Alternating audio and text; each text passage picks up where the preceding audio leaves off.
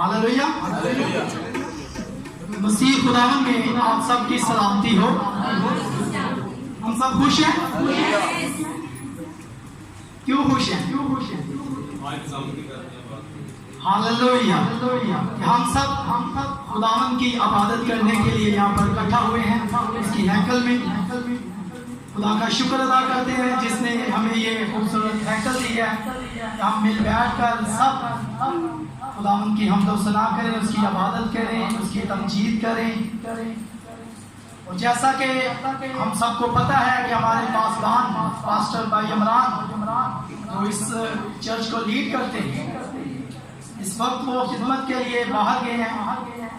तो मैं चाहता हूँ कलीसिया के साथ मिलकर हम सब अपनी आंखें बंद करें। भाई खाबर के लिए और भाई इमरान के लिए हम सब दुआ करें कि खुदा उन्हें कसरत से वहाँ पर इस्तेमाल करें अपने जलाल के लिए, और बहुत सारी रूहें जीत कर वो खुदा के कलाम में जमा करें। सो हम दुआ करें, सब अपने आगे बंद रखेंगे, सब करेंगे दुआ, सबके हों खुदा की हजूरी के लिए और दुआ करें उस खुदा के खादम के लिए जो यहाँ से खुदा की आवाज को सुनाने के लिए खुदावंद उसे छू और बसा अपने जलाल के लिए कसरत से इस्तेमाल करें। वहां पर बंदर टूटे छुए और तेरा कलाम की मनादी के लिए खुदावंद तेरा बेटा जोश क्रोध से इस्तेमाल दे। खाबर बेटी को खुदावंद तेरे पाक हाथों में देते हैं। दोनों भाई गए हैं खैर सलामती से और खैर सलामती से वापस लौटे मसीह यीशु के नाम से आमीन। सब कहें आमीन।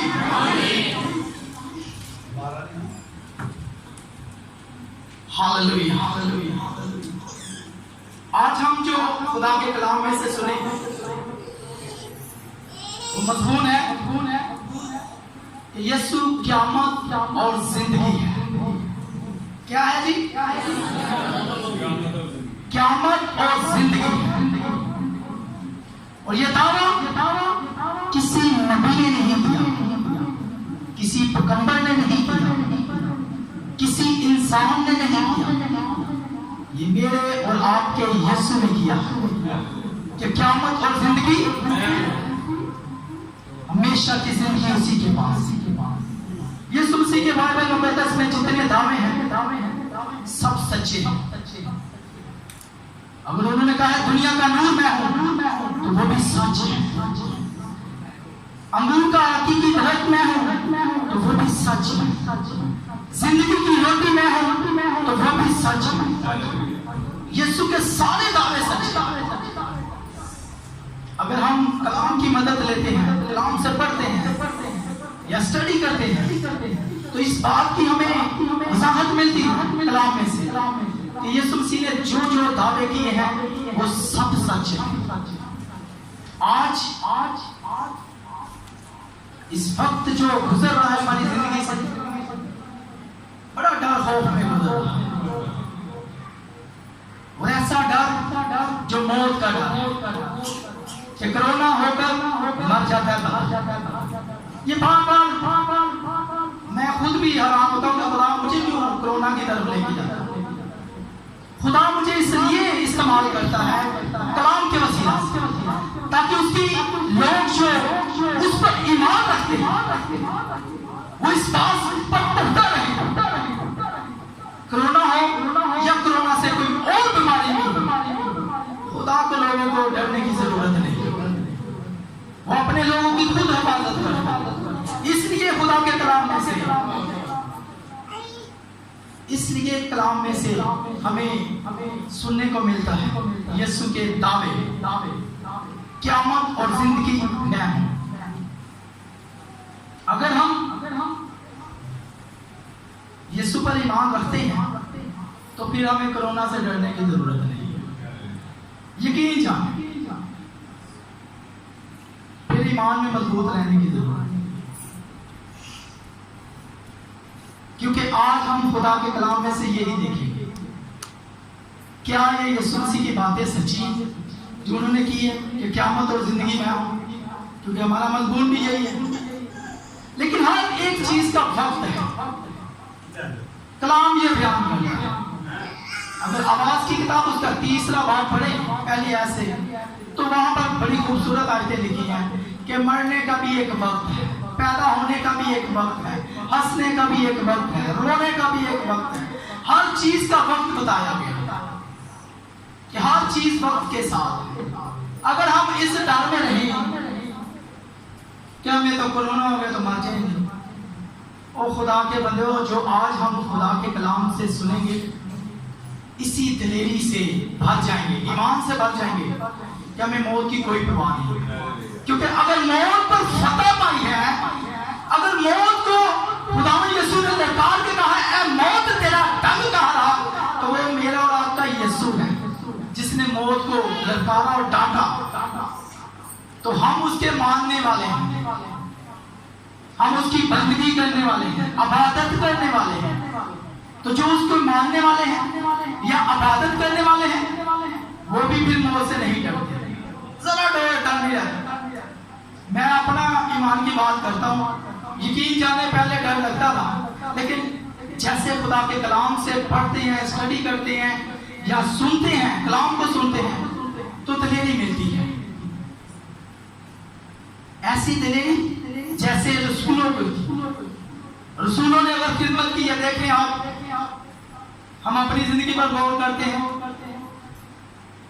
रसूलों की खिदमत पर गौर करते हैं, रसूलों की खिदमत जो आज भी सराही जा रही है, दुनिया भर में बताई जा रही है कि उन्होंने खुदा के नाम को, मनादी को कैसे दिलेरी के साथ मौत की परवाह ना करते हुए आगे बढ़े। और उसका सिला यह कि आज तक उनका नाम लिया जा रहा है, इबादत का, बड़ी बड़ी इबादतों में उसका नाम लिया जाता है खुदा के नाम। जो रसूल हुए, इसमें पलूस रसूल, जिसने बड़ी खूबसूरत तरीके से बात की है कि मेरा जीना तो मसीह के लिए, मरना मेरा नफा है, यानी कि मौत का उसमें कोई डर नहीं। वो बड़ी दलीली के साथ खुदा के पैगाम को, खुदा के काम को आगे लेके चलते।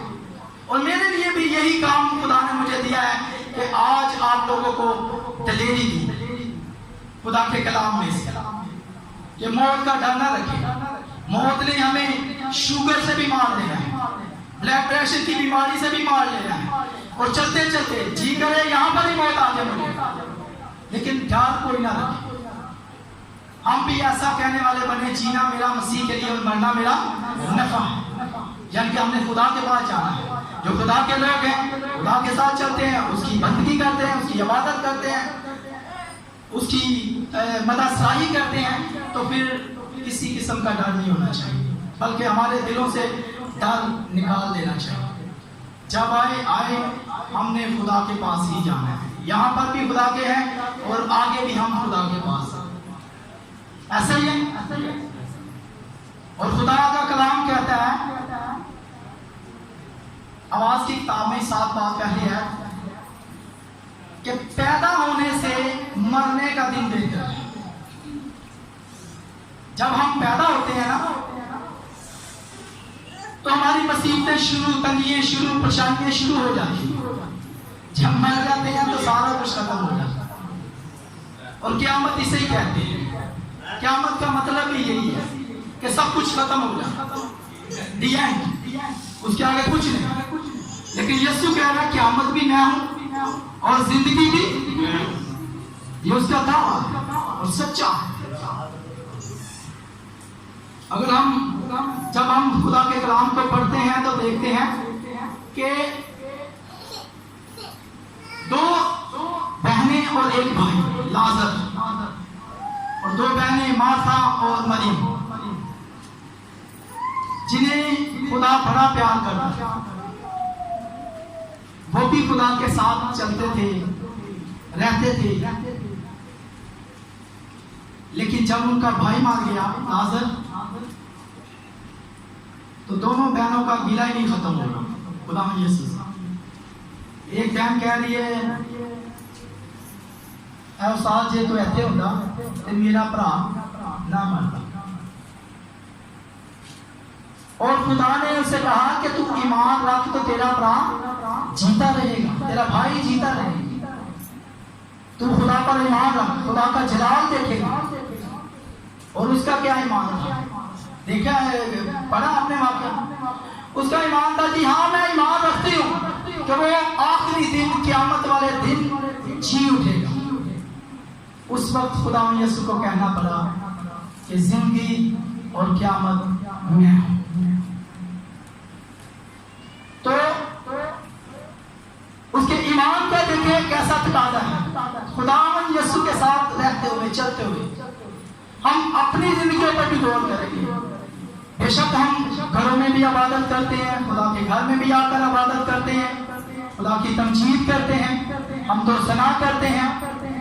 कहीं हमारा ईमान वैसा तो नहीं है, थोड़ा तो नहीं है, कम तो नहीं है कि हम भी यीशु से कहे हाँ ईमान रखते हैं क़यामत के वाले दिन हम जी उठेंगे। और यकीन जाने जैसे खुदावन ने मुझ पर फतह पाई है, उसके मानने वाले भी आज खुदा के कलाम में से सुनेंगे, वो भी जिंदा रहेंगे। खुदावन भी, अगर हम मजबूत रहेंगे। और ये कलाम आज इसीलिए है कि हम अपने आप को क्लियर करें। हम यीशु के मानने वाले हैं, जिसके सारे दावे सच्चे हैं, जिसकी सारी बातें सच्ची हैं, जिसकी तालीम सच्ची है, जिसका उठना बैठना बोलना चलना सब सच्चाई है। और कलाम में यह भी लिखा है कि सच्चाई से वाकिफ हो तो सच्चाई तुझे आजाद करे, हर बंधन से आजाद करे। अगर हमारे अंदर बीमारी है फिर भी हम आजाद हो जाएंगे। अगर बंधन शैतान के बंधन बंधे हुए हैं तो उससे भी हम आजाद हो जाएंगे। खुदा के कलाम में से आज हम यही सुनेंगे और सीखेंगे कि हमने अगर मसीह का बनना है, अगर हम खुदा यीशु मसीह को अपना निजात हिंदा मानते हैं तो फिर हमें दिलेर बनने की जरूरत है। मौत से डरने की जरूरत नहीं है, कोरोना से डरने की जरूरत नहीं है। अगर डरना है तो हमें खुदा के कहर से डरना चाहिए कि खुदावन तो हमें हमारे गुनाहों का हिसाब ना ले, हमारी बदियों हमें माफ कर, ताकि तेरा कहर हम पर ना भड़के, हमें सजा ना मिले और हम अपने आप को जिंदा करें, मुर्दा ना करें। हम मछलियों को देखते हैं, जब वो मुर्दा होती हैं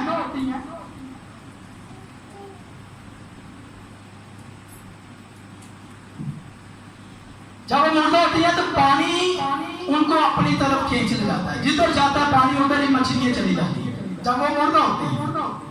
लेकिन जब वो जिंदा होती हैं तो वो पानी के मुखालिफ चलती है, यानी कि पानी अगर इधर को जा रहा है तो वो पानी के ऊपर से यानी कि सामने से आकर आगे निकलती है कि नहीं। लेकिन जब वो मर जाती हैं फिर उनका कोई अख्तियार वो मुर्दा होती है।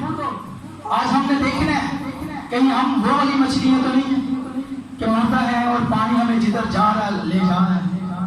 आज हम अपनी जिंदगियों पर गौर करें, हमें जिंदा बनना है, मसीह में जिंदा कौन बनना है, उसके बेटियां बनना है, ताकि हम भी उन कामों को काटते हुए चीरते हुए आगे बढ़े जो बदी के, जो खुदा को पसंद नहीं, जिससे खुदा का कहर बनता है।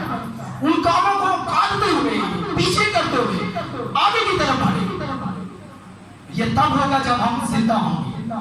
खुदावन अगर मरना है तो फिर पानी की तरह उधर ही जाएंगे जिधर जैसे मछलियां हैं। और मछली क्या करती है, वो अपने अंदर नहीं रहने देती बल्कि बाहर फेंक देती है, मुर्दा मछली अंदर नहीं रखती। इसी तरह हमें जिंदा रहने की जरूरत है और उन बातों को खत्म करने की जरूरत है जिसे हम समझते हैं। बच्चों को यानी कि उतनी समझ नहीं है जितनी हम जो समझदार हैं, जो एक बालक है, जो समझ रखते हैं कि ये काम गलत है, अगर उसको नहीं करेंगे तो खुदा हमसे खुश होगा कि नहीं होगा।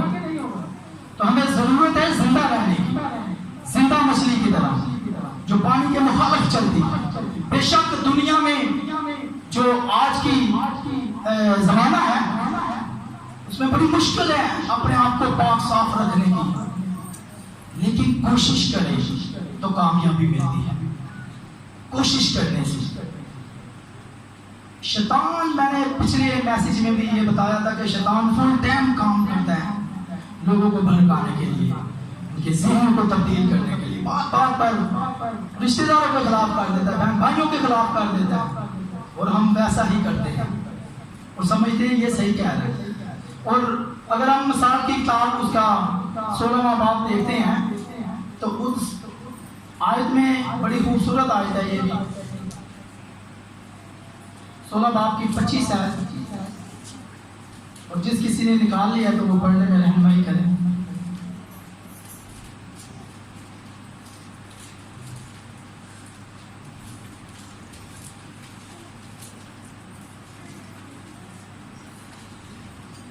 जी मैं पढ़ देता हूं। कलाम मुकद्दस में से मिसाल की किताब उसका 16 बाब और उसकी 25वीं आयत में यूं लिखा है, ऐसी राहें भी हैं जो इंसान को सीधी मालूम होती है पर उसकी इंतहा में मौत की राहें, यानी कि आखिर में उसकी मौत की राहें, जो इंसान अपनी ऐशो-इशरत में जीता रहता है। इतवार को इबादत खानों में जाना पसंद नहीं करता, कहता ठीक है मेरी खुदा सुन रहे हैं, बड़ी सुनता पे है, बड़ी बरकत मिलती है, बड़ा रुपया पैसा इकट्ठा हो रहा है, तो रुपये पैसे ने क्या करना है, वो यहाँ पर ले जाना। अगर हम इस सब्त के दिन को पाक नहीं बनाते, अगर हम खुदा को टाइम नहीं देते, तो हम खुदा की इबादत नहीं करते, तो मसीह यीशु हमारे लिए इसीलिए तो दुनिया में आया ताकि हम जिंदगी पाए तो कसरत से पाए। इसीलिए खुदा यीशु ने यह भी दावा किया, राह, हक और जिंदगी मैं। यीशु की राह पर हम चलेंगे तो हमेशा की जिंदगी पाएंगे। यीशु की राह कौन सी? जो हम कलाम से सुनते हैं, ये अपनी रास्ते हम सीधे बनाए, खुदा की तरफ बनाए, एक दूसरे से प्यार करें, मोहब्बत बांटे, उसकी तालीम को अपनी जिंदगी में लें, एक एक बात को अपनी जिंदगी में लें। खुदा यीशु मसीह हमसे यही चाहता है कि हम उसके पैरोकार बने, सच्चाई के साथ अपनी जिंदगी बसर करें, सच बोले, झूठ ना बोले, एक दूसरे से प्यार करें, नफरत को खत्म करें, और फिर हम खुदावन को खुश करेंगे जब उसकी हर बात को अपनी जिंदगी में रखेंगे। और यकीन जाने फिर वाकई मौत का डर नहीं रहेगा। यीशु ने इसीलिए तो मौत पर फतह पाई है कि उसके लोग भी मौत से डरना छोड़ दें, उनकी जिंदगियों से मौत का डर निकल जाए। जिंदगी भी उसी के पास है, राहत वो है, जिंदगी की रोटी वो है, दुनिया का नूर वो है, जिंदगी का पानी वो है। जब यीशु मसीह को भूख लगी तो शैतान ने आके आजमाया ना, तो कहने लगा कि भाई पत्थर से क्या क्या रोटी है। तो यीशु मसीह का उसे ये कहना था कि इंसान रोटी और पानी से नहीं जीता रहेगा, बल्कि हर उस बात से जो खुदा के कलाम से निकली, मुंह से निकली, उससे जीता रहेगा। यानी कि अगर जिंदगी हमेशा की है वो इसमें खुदा के कलाम में है, हम इसे पढ़ेंगे, सुनेंगे और इस पर अमल करेंगे तो फिर जिंदगी पाएंगे। कितने हैं जो पढ़े लिखे हैं, बाइबल को पढ़ सकते हैं, वो अपना आप दिखाए, लेकिन पूरा आप दिखाए, ऊपर से खींच नहीं लेंगे, खुदा ही है ऊपर, अगर ऊपर जाएंगे तो खुदा ही है। बहुत अच्छे। और वो लोग जो बाइबल को पढ़ सकते हैं वो आप दिखाए, यानी कि जो पढ़ते हैं रोजाना बिना नागा खुदा के कलाम को पढ़ते हैं। अच्छा, पढ़ने वाले बहुत आते हैं, लेकिन आप जो रोजाना पढ़ने वाले वो कम है। ये बात खुदा हमें सिखाना चाहता है। अगर हम हमेशा की जिंदगी पाना चाहते हैं तो बिला नागा खुदा के कलाम को पढ़ा, फिर जो इस खुदा के कलाम को पढ़ने वाला है वो कसरत से जिंदगी पाएगा। जो बिला नागा खुदा के कलाम को पढ़ेगा वो क्या करेगा जी? कसरत से जिंदगी पाएगा, उसकी जिंदगी में बढ़ोतरी होगी, उम्र बढ़ेगी। और अगर हम कहते हैं कि हमें मौत ना आए तो फिर इस पर अमल करना पड़ेगा। मुकाशवा की किताब उसका पहला बाब उसकी 3 आयत में लिखा है, इस नबूवत की किताब को पढ़ने वाला, सुनने वाला और इस पर अमल करने वाला मुबारक है। यानी कि हम खुदा के कलाम को जब पढ़ेंगे, सुनेंगे और इस पर अमल करेंगे तो हम मुबारक लोग। अब वो लोग जो कलाम को पढ़ नहीं सकते, जो कहते हैं जी हमें तो पढ़ने नहीं आता, हम कैसे कलाम को रीड कर सकते हैं?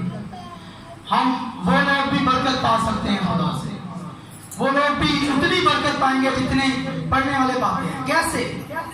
कि हमने सुबह बिला नागा जब दुआ करते हैं तो फिर खुदा के कलाम को जो कोने में रख छोड़ते हैं, ये गलत है।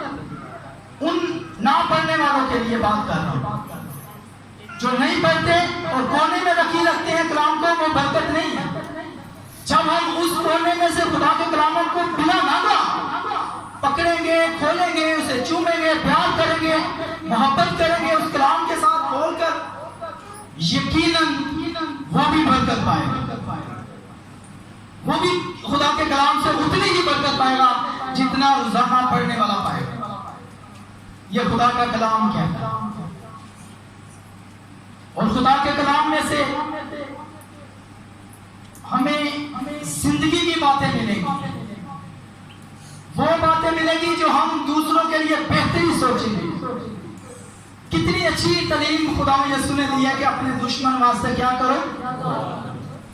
मैं कहता हूं एक एक बात यीशु मसीह का मुंह का लफ्ज का निकला हुआ हमारे लिए बाइस से बरकत है। एक एक बात हमें राह दिखाता है, इसलिए यीशु ने कहा राह मैं हूं, कि उसकी एक एक बात हमें खुदा की तरफ राह दिखाता है, वो मंजिल दिखाता है जहां पर हमने जाना है। और हमारी मंजिल ये नहीं है, हमारा ये वतन नहीं है, हमारा हकीकी वतन आसमान पर है, नया यरूशलेम। वहां पर फिर कोई बीमारी, कोई रोना, कोई धोना, कोई भूख, कोई प्यास, कोई परेशानी, कोई टेंशन नहीं होगी, बल्कि वहां पर खुशियां खुशियां होंगी, शादमानी शादमानी होंगी। और ये राह यीशु के वसीला से हमें मिल सकता है। वरना अगर कोई कहे कि मेरे पीछे चलने से, या मैं कहूं कभी मेरे पीछे चलने से मिलेगा, नहीं, ये झूठ है। किसी इंसान का दावा ये सच्चा नहीं है। अगर सच्चा है तो वो यीशु के दावे सच्चे हैं जो खुदावन ने हमें दिखाए। हम एक ईमान की बात करते हैं। ईमान का मतलब किसे पता है? ईमान का किसी का मतलब का पता है? ईमान का मतलब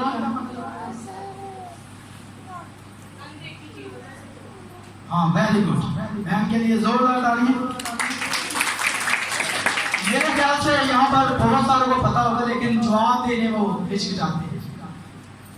ऐसा नहीं होना चाहिए। खुदा का कलाम हमें दिलेरी दे रहा और सिखा रहा है, हमें दिलेर बनना है। हमारा यीशु दिलेर, जिसकी हम इबादत करते हैं, वो दिलेर है। उसने शैतान को हराया हुआ है, तो हम क्यों नहीं दिलेर होते? अपने ईमान को बढ़ाएं, मजबूती मांगा करें दुआ में और दिलेर बने। ईमान का मतलब है अनदेखी चीजों का सबूत, जो नजर नहीं आती लेकिन सबूत रखता है। ईमान रखते हैं कि है। हम एक औरत का वाकया कलाम में से सुनते हैं, पढ़ते हैं, जिसको 12 साल से रोग लगा हुआ और ऐसी बीमारी थी जो उसे दिन ब दिन कमजोर किए जा रही। उसने अपना सारा माल, रुपया, पैसा दवाई पे खर्च किया, लेकिन फिर ज्यादा बीमार होती जाती, जैसे पैसा करती थी और ज्यादा बीमार होती, और उसकी बीमारी उसकी जान नहीं छोड़ रही, दिन ब दिन वो कमजोर हो जाती है। और जब उसे पता चलता है, वो सुनती है कि ये वो यीशु है जिसने बंद आंखों को खोला, ये वो यीशु है जो गोलियों के पास साफ करता, ये उसने सुना, लेकिन उसे पता चला कि यीशु यहां से गुजर रहा है। अब वो ऐसी बीमारी थी जो यानी कि किसी को बताना पसंद नहीं करती, इतने यानी कि यीशु जहां से जा रहा था यार की बेटी को शिफा देने के लिए, यार जो सरदार था, सरदार कहां था, उसकी तरफ जा रहा था, भीड़ उसके पीछे थी, इतनी भीड़ थी कि उस पर गिर पड़ती थी। तो जब उस औरत के ईमान की बात होने लगी कि उसका ईमान कैसा, अब वो बीमारी जो बयान करना यानी कि एक डॉक्टर को बयान करना एक और बात है, लेकिन भीड़ में इतने लोग हो तो वो अपनी बीमारी का शो करे कि मुझे ये मर्ज है, वो इस बात से कतराई, लेकिन उसने ईमान रखा इस बात का कि अगर ये वाकई वो यीशु है जिसने बंद आंखें खोली, ये वो यीशु है जिसने नगरों को चला दिया, मूर्तों को जिंदा किया, कोड़ियों को पाक साफ किया, तो आज अगर मैं इसका पलड़े का किनारा ही छोड़ूंगी तो मैं ठीक हो जाऊंगी। ये उसका ईमान था। अब अगर हमने पहले सुना भी है कि मार्था और मरियम का ईमान देखते हैं तो वो कहते हैं जी अभी तो इसमें बदबू पड़ गई हुई है, ये कैसे आखिर में क़यामत में, ये उनका ईमान था। लेकिन यीशु ने उन्हें कहा कि क़यामत और जिंदगी मैं हूं। लेकिन इधर उस औरत का ईमान देखिए, क्योंकि उसको ऐसा रोग था जो वो आदमियों के सामने बता नहीं सकती थी और भीड़ यीशु पर गिर पड़ती थी, लेकिन उसके अंदर एक ईमान की जड़ पैदा हुई कि मैं अगर इसका किनारा नहीं छोड़ूंगी तो शिफा पाऊंगी। तो हुआ क्या कि जब वो यीशु के करीब जा रही और जो बीमारी उसे थी 12 साल से, वो उस बीमारी से बड़ी तंग थी, उस बीमारी को जब वो अपने साथ लेती और इतनी कमजोर हो चुकी थी कि वो कुबड़ी हो चुकी थी, उससे चला भी नहीं जा रहा, इतनी वो बीमारी से आवाज आ गया।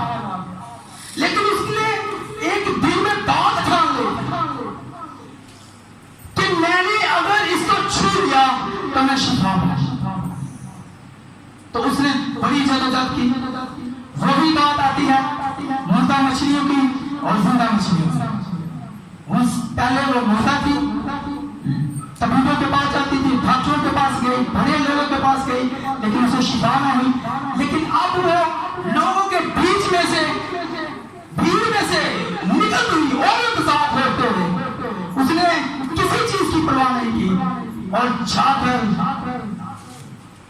यीशु के पलड़े को छू लेती, और जैसे ही छूती है फिर वो उसी वक्त शिफा पाती, क्योंकि उसका ईमान बड़ा। उसने इस बात के ठान लिया था कि मैं पलड़े को छूऊंगी तो मैं शिफा पाऊंगी। जब यीशु को टच करती है तो यीशु को भी पता चल जाता है कि मुझे में से कुव्वत निकली।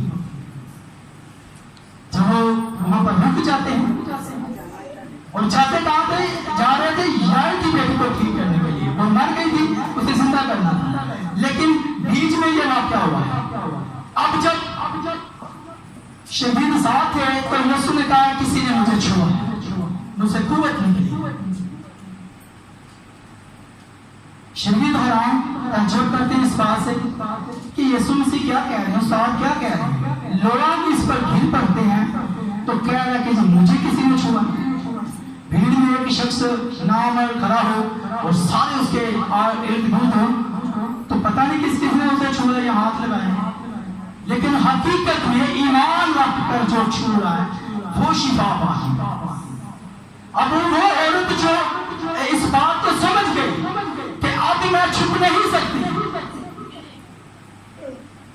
मुझे तंदुरुस्ती मिल गई है। अब जब वो इतनी कमजोर थी, सीधी नहीं हो सकती थी, अब वो सीधी खड़ी हो गई थी। उसे पता चल गया था कि मैं मुकम्मल शिफा पा चुकी हूं और मैं छुप नहीं सकती। तो वो सामने आती रही यीशु। पहले वो इस घर से यीशु को जाकर बताना नहीं चाहती थी कि औरत जात थी। उसको जो मर्द था वो आदमियों के सामने बयान करने वाला नहीं था कि मैं क्या बताऊं जाके कि मुझे ये रोग है। लेकिन अब जब उसे ईमान से शिफा मिल गई है तो वो बड़ी दलेर होकर कांपती हुई और डरती हुई खुदा से कहती है कि इस तरह हुआ कि जैसे ही मैंने तेरे पल्ले को छुआ है तो मैं ठीक हो गई यीशु के नाम से। ये है ईमान की। तो खुदा ने यीशु ने कहा तेरे ईमान ने तुझे शिफा बख्शी। जा बेटी तुझे तेरे ईमान ने शिफा बख्शी। ये है ईमान, ये है दिलेरी। वो भी जिस तरह मछली अब पानी को चीरती हुई काटती हुई आगे बढ़ती है, उसी तरह वो खुदा की बंदी भी अपनी बीमारी को जो कमजोरी की हालत में थी लेकिन नहीं परवाती और अपनी हिम्मत को बनाए रखा और जाकर यीशु को छुआ तो वो शिफा पा, ईमान से शिफा। आज हमें जरूरत है इस बात कि हम भी अपने आप को देखें और हम भी हालात का मुकाबला करें। इससे दुखी या परेशान ना हो सकता है इससे बुरे हालात अभी आने वाले हैं। ये पेशन गुआई खुदा के कलाम की है, लेकिन हम अभी एक बीमारी से डर चुके हैं और अपने आप को कहते हैं बस बस सेव कर लें, सेव कर लें। और सेव यीशु में करना है।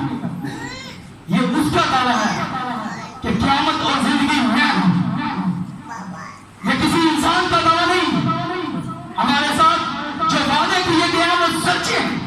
खुदा के वादे सच्चे हैं, ना तब्दील। अब वो बदल नहीं सकते।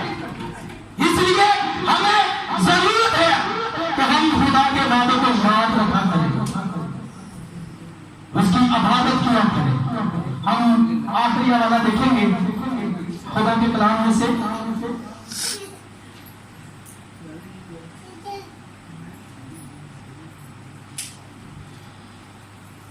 खुदा के कलाम में से बुजुर्ग यूहन्ना की अंजील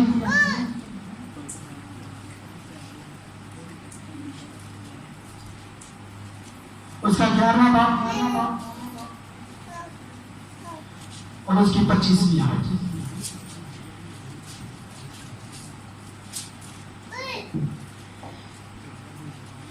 अगर इस आयत को समझ जाएंगे तो यकीनन आज हम समझ जाएंगे कि वाकई खुदा का वादे और दावे सच्चे हैं।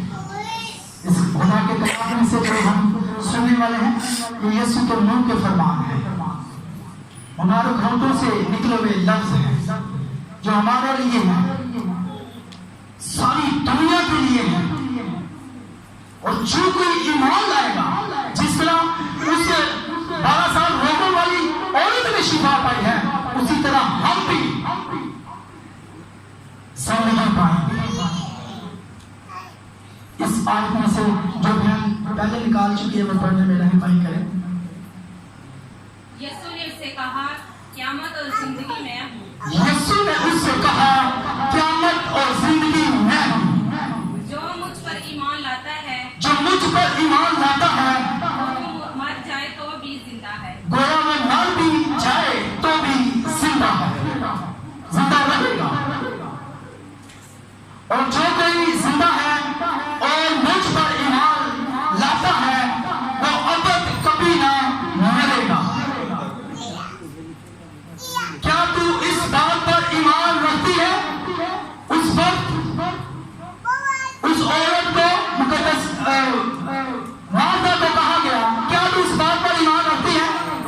और आज के कलाम में से खुदा का कलाम आपसे पूछता है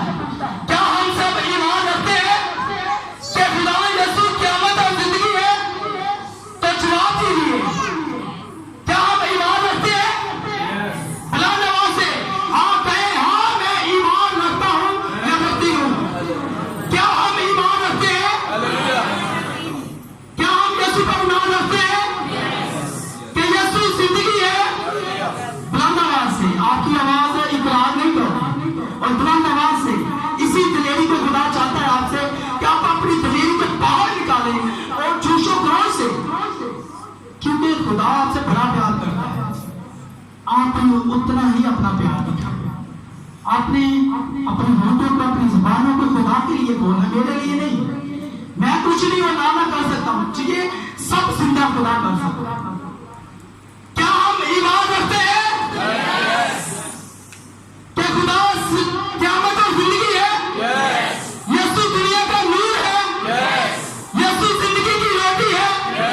यीशु जिंदगी का पानी है। हम ईमान रखते हैं। फिर आपकी आवाजें काम करती हैं।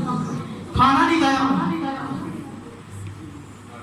अगर कोई लड़ाई झगड़ा हो तो मैं समझता हूँ कि हम सब डट जाते हैं, छोड़ते ही नहीं है भाई, इसको तो आज छोड़ने की।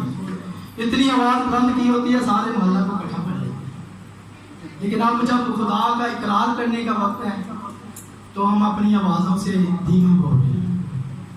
तो भाई, मेरी बहनों, मेरे भाइयों, यीशु ने हमारे लिए बेशकीमती लहू बहाया है, अपनी जान का फिदिया दिया है हमारे लिए। तो हम क्यों कमजोर पड़े हुए, सुस्त पड़े हुए? हालेलुया! हालेलुया! मैं चाहता हूं कि बहन के साथ मिलकर नारा लगाएं ताकि आपकी मोहब्बत का खुदा को पता चले, वाकई आप खुदा से मोहब्बत करते हैं। हाँ, सांस का भी इस्तेमाल करें भाई जी। हालेलुया! खुदा आपको दिलेर बनाना चाहता है, दिलेर देखना चाहता है, और हम बनेंगे, यीशु के फजल से बनेंगे। हालेलुया! अपने नारों से जवाब देंगे कि हम यीशु के मानने वाले हैं।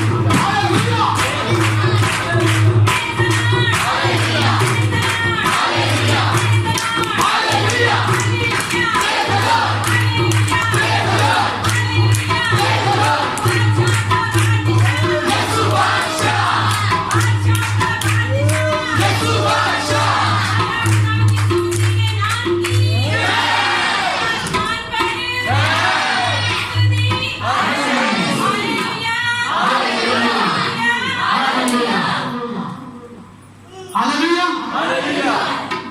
हम जाग रहे हैं सब। खुदावन का शुक्र है कि हम जाग रहे हैं। टाइम बहुत ज्यादा हो गया, नहीं आगे भी बढ़ना था, लेकिन मैं आज के पैगाम से ये सिखाना चाहता हूँ, और खुदा भी आपसे यही चाहता है कि हम दिलेर बने, खुदा के जो ताने हैं उसको सच्चा माने। ये खुदा का कलाम आज हमें सिखा रहे हैं। किसी नबी या इंसान ने दावा नहीं किया कि जिंदगी और क़यामत में हूँ, जिंदगी की रोटी मैं हूँ। ये मेरे और आपके यीशु मसीह के दावे हैं, और वो सच्चे हैं। खुदा के इस बात लाइन पढ़े और सुने जाकर खुदा की बरकत हो। खुदा का शुक्र हो। आमीन।